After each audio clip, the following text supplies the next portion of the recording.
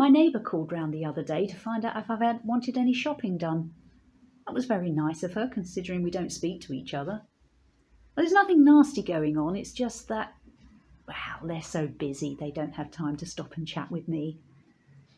Anyway, I told her that I get my food delivered because, according to the supermarket, I'm a vulnerable person. But it was very nice of her to offer. This lockdown has hardly affected me at all, really.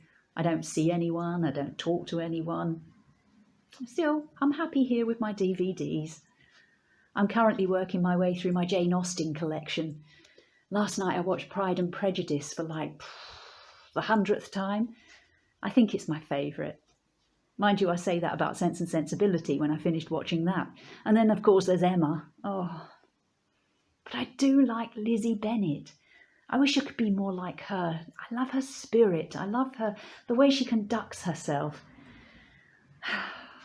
And of course she ends up with Mr. Darcy. I had a Mr. Darcy once. Oh, he was tall and he was handsome and he was charming. I think I was a bit in love with him. Unfortunately, he ended up a bit like Mr. Wickham. Had his wicked way with me, then scarpered. I wasn't like Lydia Bennet, who had a father and an uncle to go chasing after him and bring him back and make him marry me.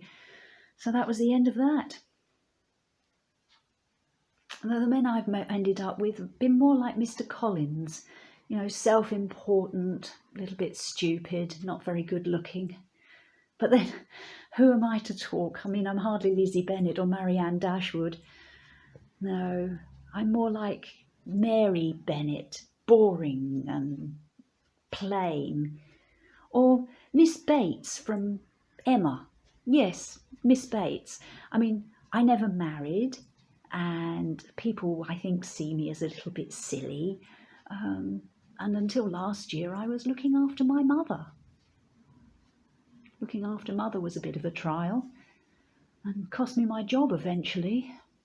But at least the house didn't feel so lonely.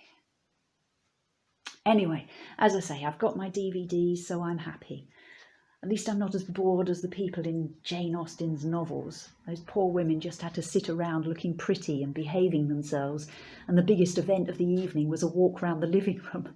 I mean, fancy being so bored that you just have to get up and walk around the living room.